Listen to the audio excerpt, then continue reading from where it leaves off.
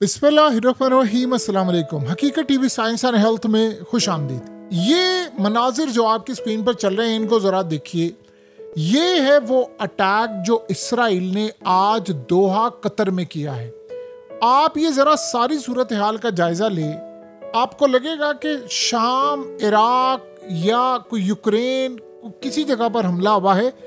ये दुनिया के सबसे महफूज तरीन मुल्क और सबसे महफूज तरीन कैपिटल में से एक जगह दोहा कतर, यहां पर अटैक हुआ है।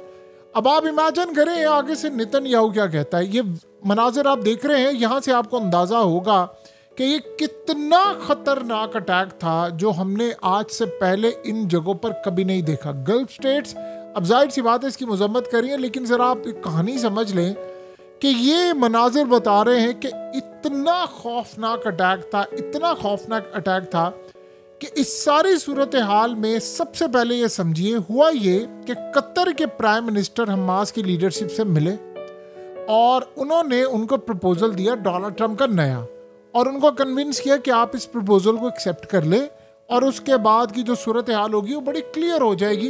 यानी आप जंग बंद कर देंगे, वो भी बंद कर देंगे, मामला हो जाएगा, आप कैदियों को रिहा करें। और हमास की लीडरशिप काफ़ी हद तक एग्री हुई। हुआ ये कि तुर्की से हमास के लीडर्स आए कई, और कुछ दोहा में मौजूद थे। ये सारी जितनी ए लिस्ट की इनकी टॉप लेवल की क़यादत थी वो इस बिल्डिंग में मौजूद थी। अब हुआ ये कि ये यहाँ पर निगोशिएशन चल रही थी कि यहाँ पर ये मामला, इसका मतलब है कि यहाँ की सारी मालूमात इसराइल तक पहुँची। उन लीडर्स के आने की चीज़ें, जगह, वक्त, तमाम की तमाम चीज़ें इजराइल तक पहुंची। उन्होंने उसके बाद किया इस पर अटैक। अब हुआ ये कि वो वहाँ पर जब डिस्कशन हो रही थी तो उनमें से बहुत सारे इस बात पर एग्री थे कि हमें ये जंग बंद कर देनी चाहिए और ये प्रपोजल को एक्सेप्ट करें और दुनिया में एक पैगाम जाए, वरना कुछ भी नहीं बचेगा। तो क्योंकि हमारे यहाँ से गजा नहीं जा रहा, पूरा फ़लस्तीन जा रहा, तो बेहतर ये है कि हम एक्सेप्ट कर लें। तो वहाँ पर ये मामला हुआ। कतर के प्राइम मिनिस्टर भी चाह रहे थे, इवन क्या आप अंदाजा करें कि डोनाल्ड ट्रंप भी ये चाह रहा था कि किस तरह जंग बंद हो, हत्ता कि बीच में इसराइल के साथ है, लेकिन बंद हो तो मैं क्रेडिट ले लूं। अब यहाँ जब डिस्कशन चल रही है तो वहां पर अटैक हो गया। यानी क्यों अटैक हुआ है? क्योंकि डिस्कशन चल रही है और वो एक्सेप्ट करने वाले थे। अब आप जरा अंदाजा करें 2 मिनट के लिए कि व्हाइट हाउस से पूछा गया कि भाई आप लोगों ने इस हमले को रोका क्यों नहीं।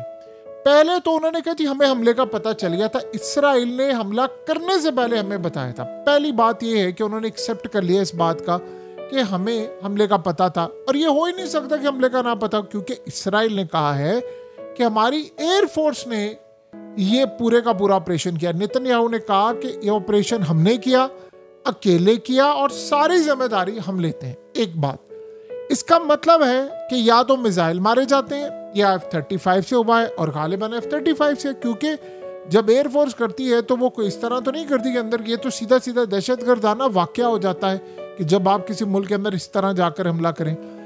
अब आप ज़रा अंदाज़ा करें कि यहाँ पर जब आपने अटैक किया है और उस वक्त व्हाइट हाउस ने कहा जी उनको ट्रम्प को बताया गया था, लेकिन लास्ट मोमेंट से वो रोक नहीं पाए। इसकी 2 वजह हैं।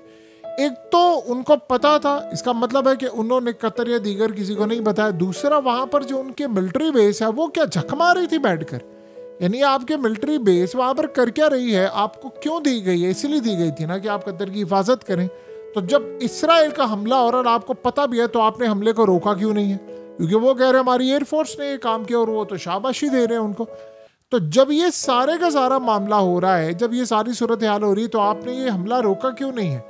अब आप ये सोचें, जो अजीब मामला सबसे ज़्यादा ये है कि इस वक्त अमेरिका ने फौरी तौर पर अपनी एम्बेसी के स्टाफ को कहा कि आप लोग फौरी तौर पर शेल्टर में चले जाएं कि मिसाइल स्ट्राइक और ये सब कुछ है। यानी अपने लोगों को बचाने के लिए उन्होंने ये सारे का सारा काम कर लिया। अपने लोगों को कहा आप शेल्टर्स में चले जाएं, लेकिन उनका हमला नहीं रोका। भाई आपको कहा गया था कि आपने हमला रोकना, उन्होंने कहा जी नहीं। और आप सोचें कि अब अमेरिका ने कहा कि जी हमें इसराइल ने अटैक करने से पहले बता दिया था। जब आपको बता दिया था, सब कुछ हुआ था, तो आप इस हमले को क्यों नहीं रोका? असल बात यह है कि आपकी मर्जी से ये हमला हुआ था, आपके नॉलेज में लाए बगैर ही हमला हो ही नहीं सकता था। ये दुनिया का सबसे बड़ा झूठ है कि जी ये वैसे था, फलाना था। इससे बड़ा झूठ कोई हो ही नहीं सकता। ये बात आप ज़हन में रखिएगा, ये तारीख का सबसे बड़ा झूठ। अब व्हाट नेक्स्ट क्या होने वाला है? देखिए, सबसे पहले तो आप ये बात समझ लें, आज इसराइल ने जो करना है वो अब हमारे तसव्वुर से बहुत ज़्यादा है। हमारे मुकद्दस मकामात किसी भी वक्त इन्होंने गिराते नहीं। याद रखिएगा, फ़लस्तीन में जो हो रहा है वो उसका अब आप तसव्वुर नहीं कर सकते। आपको पता है, डेली बेसिस पर 200, 250, 300 लोग ये गजा के अंदर मार देते हैं, बच्चों समेत, डेली बेसिस पर।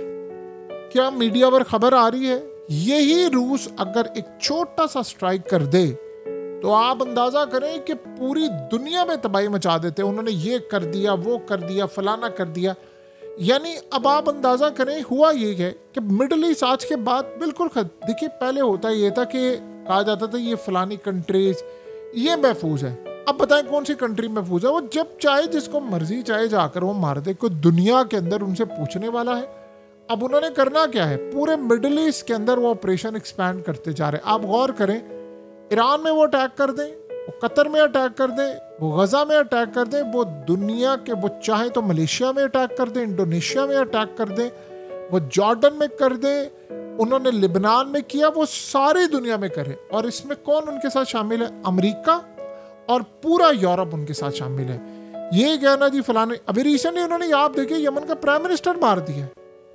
आप देखें ना कैसे वो काम कर रहे हैं। एक तो टेक्नोलॉजी की बेस के ऊपर वो सारी इंटेलिजेंस मालूमात लेते हैं, दूसरा उससे भी आगे बढ़कर टेक्नोलॉजी से ज़्यादा जो सबसे अहम चीज़ है कि वहाँ पर मुखबिर है उनके जो पूरी दुनिया में काम करते हैं। यानी ये किस तरह उनकी इंटेलिजेंस एजेंसी काम करती है, कैसे वो पैसा लगाते हैं, कैसे वो सारे काम करते हैं कि दुनिया के अंदर वो जहाँ जिसको चाहे मार सकते हैं। ये आप ज़हन में रख ले, दुनिया की कोई ताकत उनका मुकाबला नहीं कर सकती। या जो अब सूरत हाल नज़र आ रही है, एक वाहिद अगर किसी ने मुकाबला किया है तो वो ईरान ने रिसेंटली किया है। आप देखिए, उन्होंने हसन नसरुल्लाह को मार दिया, उन्होंने इस्माइल हानिया को मार दिया। अब इस्माइल हानिया पर तो कोई स्ट्राइक नहीं ना हुआ, उसको किस तरह मारा? अंदर बैठे हुए थे ईरान के अंदर। आप इमेजिन करें कि जिस रूम में इस्माइल हानिया मौजूद था, उस रूम के आप मिलिट्री के लोग शामिल थे। इन्होंने तब सजा दी होती तो ये काम होता। अब व्हाट नेक्स्ट क्या होने वाला है? देखिए, दो चीज़ें आप जेल में रखिए। ये जो बात कहना कि जो हमास की लीडरशिप, उन्होंने किया क्या है? यहाँ एक बात बड़ी खटक रही है। जो इसराइल के अंदर लोग एहतजाज करते हैं वो कह रहे हैं, और बात शायद उसमें वजन नज़र आ रहा है। आपको पता है, जो कैदी हैं उनके घर वाले ये बात बार बार कह रहे हैं कि इसराइल जानबूझकर हमारे कैदियों को नहीं लेकर आता। उन्होंने पूरा गजा खंडर कर दिया, सुरंगें पकड़ ली, तो वह हमास तक क्यों नहीं पहुँच पा रहे? वो कहते हैं इसलिए नहीं पहुंच पा रहे कि कैदी आगे तो ये जंग खत्म हो जाएगी, तो वो चाहते ही नहीं है। वरना आप अंदाजा करें, दुनिया की दो बातें क्या हजम होती है कि जब 7 अक्टूबर को हमास ने हमला किया तो उस हमले के अंदर इसराइल को इंफॉर्मेशन नहीं थी। जिनको ये पता है कि दोहा में किस बिल्डिंग में, किस जगह पर, किस वक्त पर ये लोग बैठे हुए हैं, मैंने वहां पर स्ट्राइक करना है, उनको ये नहीं पता कि इजराइल पर इतना बड़ा हमला होने वाला। 8200 इंटेलिजेंस यूनिट ने कहा था कि 40 दिन पहले, मिस्र ने कहा था हमने 10 दिन पहले इनको इन्फॉर्म किया, और अचानक से वहाँ सिक्योरिटी हट जाती है, वो लोगों को अगवा करके ले जाते हैं। ये सारी चीज़ें हमने देखी क्योंकि वो चाह रहे थे हमला हो।